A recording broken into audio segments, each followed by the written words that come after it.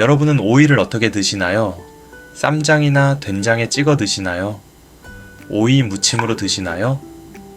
아니면 냉면이나 비빔국수 위에 올려 드시나요? 오이는 한국인의 식탁에서 정말 익숙한 채소입니다. 그런데 인터넷을 보다 보면은 이런 이야기를 쉽게 접할 수 있습니다. 오이를 잘못 먹으면 신장이 망가진다. 신장이 약한 사람은 오이를 절대 먹으면 안 된다. 오이를 이것과 같이 먹으면 위험하다. 정말 사실일까요? 오늘 영상에서는 오이가 실제로 신장에 해로운 음식인지, 어떤 사람은 조심해야 하는지, 그리고 한국인이 자주 먹는 오이 무침, 오이지, 피클은 어떻게 먹는 것이 좋은지 차근차근 알아보겠습니다. 영상 끝까지 보시면 오이를 더 건강하게 먹는 가장 현실적인 방법도 알려드리겠습니다.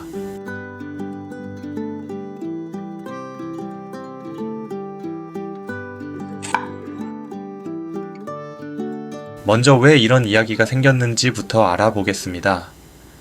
가장 흔한 이유는 오이에 칼륨이 들어있기 때문입니다. 칼륨은 근육과 신경이 정상적으로 작동하고 심장 박동을 유지하는 데 필요한 미네랄입니다.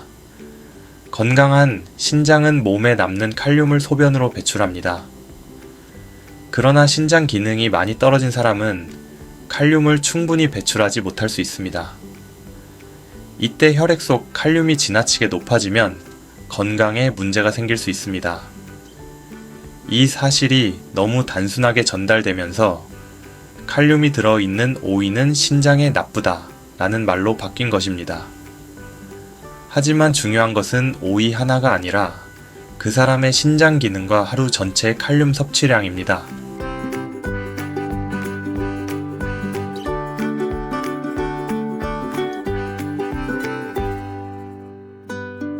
건강한 신장을 가진 사람이 일반적인 양의 오이를 먹는다고 해서 신장이 망가지지는 않습니다. 오이는 수분이 많고 열량이 낮아서 식사에 부담 없이 추가하기 좋은 채소입니다. 특히 과자나 빵 대신 간식으로 먹거나 고기와 면 요리에 곁들이면 전체 식사의 균형을 개선하는 데 도움이 될 수 있습니다. 다만 오이가 특별한 해독 식품이거나 신장을 깨끗하게 씻어주는 음식은 아닙니다.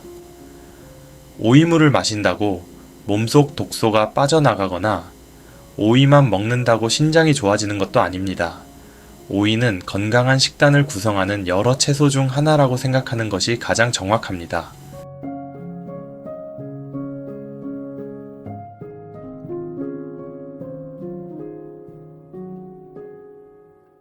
주의가 필요한 사람은 이미 만성 신장질환을 진단받았거나 의료진에게 칼륨 섭취를 제한하라는 안내를 받은 사람입니다. 이 경우 오이뿐 아니라 바나나, 토마토, 감자, 시금치, 과일 주스 등 하루에 먹는 모든 음식의 칼륨을 함께 고려해야 합니다. 하지만 신장질환이 있다고 해서 모든 환자가 같은 식단을 따라야 하는 것은 아닙니다. 신장 기능의 정도, 투석 여부, 복용 중인 약, 혈액 검사 결과에 따라 필요한 제한이 달라집니다. 따라서 인터넷 영상만 보고 오이를 완전히 끊거나 반대로 많이 먹기보다는 담당 의사나 임상 영양사의 지침을 따르는 것이 가장 안전합니다.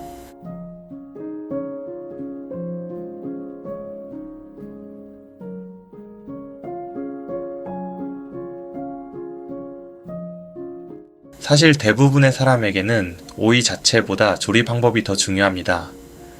한국에서는 오이를 오이 무침, 오이지, 피클, 냉국으로 많이 먹습니다. 생오이는 나트륨이 낮지만 소금, 간장, 고추장, 설탕을 많이 넣으면 전혀 다른 음식이 됩니다. 오이 무침을 만들 때 먼저 소금에 절이고 다시 고추장이나 간장으로 양념하면 나트륨이 크게 늘어날 수 있습니다. 오이지와 피클도 저장성을 높이기 위해 소금이나 설탕이 많이 들어가는 경우가 많습니다. 건강한 채소를 먹는다고 생각했지만 실제로는 양념을 통해 나트륨과 당류를 많이 섭취할 수 있는 것입니다. 그렇다고 이런 음식을 완전히 피할 필요는 없습니다. 양념의 양과 먹는 분량을 조절하면 됩니다.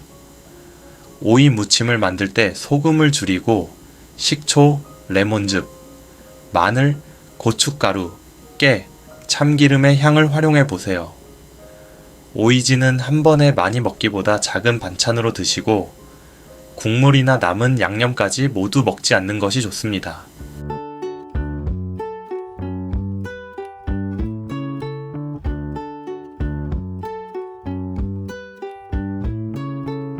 다이어트를 시작하면 오이만 먹는 분들이 있습니다. 오이는 열량이 낮고 씹는 시간이 필요하기 때문에 고열량 간식을 대신하는 데는 도움이 될 수 있습니다. 하지만 오이가 지방을 직접 태우는 것은 아닙니다. 밤에 오이를 먹는다고 뱃살이 녹거나 오이물을 마신다고 체지방이 빠지는 것은 아닙니다. 체중 감소는 하루 전체의 섭취량과 활동량에 의해 결정됩니다. 오이는 그 과정에서 과자, 빵, 야식의 양을 줄이는 도구가 될 수 있을 뿐입니다. 또한 오이만 먹으면 단백질과 지방이 부족해 쉽게 배고프고 근육량이 줄거나 폭식으로 이어질 수 있습니다. 오이를 삶은 달걀, 두부, 닭가슴살, 생선, 무가당 요구르트 같은 단백질 식품과 함께 먹는 것이 훨씬 좋은 방법입니다.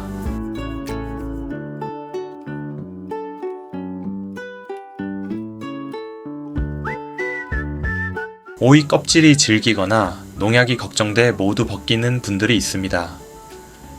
먹을 수 있는 상태이고 소화에 문제가 없다면 흐르는 물에 표면을 잘 문질러 씻은 뒤 껍질째 먹어도 좋습니다. 껍질과 가까운 부분에는 식이섬유와 여러 식물성 성분이 들어 있습니다. 하지만 껍질을 먹으면 속이 불편하거나 소화가 잘 되지 않는 사람은 일부 또는 전부를 벗겨도 괜찮습니다.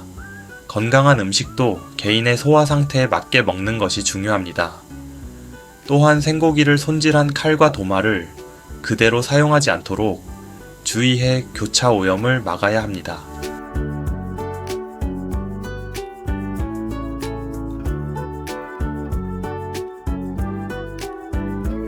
오이가 붓기를 빼준다는 말도 자주 들을 수 있습니다. 오이는 수분이 많고 칼륨을 포함하고 있어서 짠 식사를 줄이고 균형 잡힌 식사를 하는 과정에 활용할 수 있습니다. 하지만 오이 몇 조각이 모든 부종을 해결해 주는 것은 아닙니다. 짠 음식을 먹은 다음날 생기는 가벼운 붓기는 수분을 충분히 섭취하고 나트륨을 줄이며 채소와 과일을 고르게 먹는 것이 도움이 될 수 있습니다. 반대로 붓기가 오래 지속되거나 한쪽 다리만 갑자기 붓고 숨이 차거나 가슴이 불편하다면 음식으로 해결하려 하지 말고 진료를 받아야 합니다.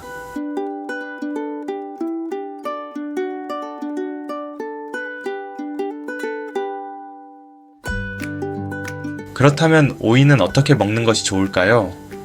첫째, 면이나 고기처럼 채소가 부족하기 쉬운 식사에 생오이를 곁들여 보세요.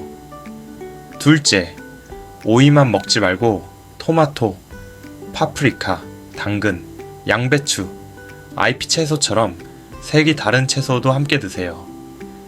셋째, 간식으로 먹을 때는 삶은 달걀, 두부, 무가당, 요구르트처럼 단백질이 있는 음식과 함께 드세요. 넷째, 오이 무침은 소금과 설탕을 줄이고 식초, 마늘, 고춧가루, 깨 등으로 맛을 보완하세요. 다섯째, 오이지와 피클은 생오이와 같은 양으로 먹기보다 작은 반찬으로 생각하세요. 여섯째, 신장질환이나 특정 질환으로 식사 제한을 받고 있다면 일반적인 건강 정보보다 개인의 검사 결과와 의료진의 지침을 우선해야 합니다.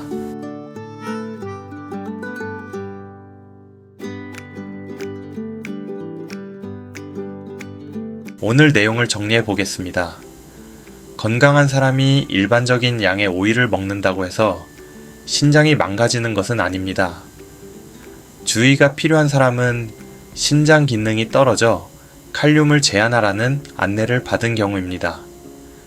이때도 오이 하나만 볼 것이 아니라 하루 전체의 식사와 개인의 검사 결과를 함께 봐야 합니다. 대부분의 사람에게 더 중요한 것은 조리법입니다. 오이를 소금과 설탕이 많은 오이 무침, 오이지, 피클로 먹으면 생오이와는 전혀 다른 식품이 될 수 있습니다. 오이는 특별한 치료 음식도 위험한 음식도 아닙니다. 평범하지만 잘 활용하면 식사의 균형을 높여주는 채소입니다. 건강은 한 가지 음식을 많이 먹는 것으로 만들어지지 않습니다. 매일 먹는 음식을 조금 덜 짜게, 조금 더 다양하게 선택하는 습관에서 시작됩니다.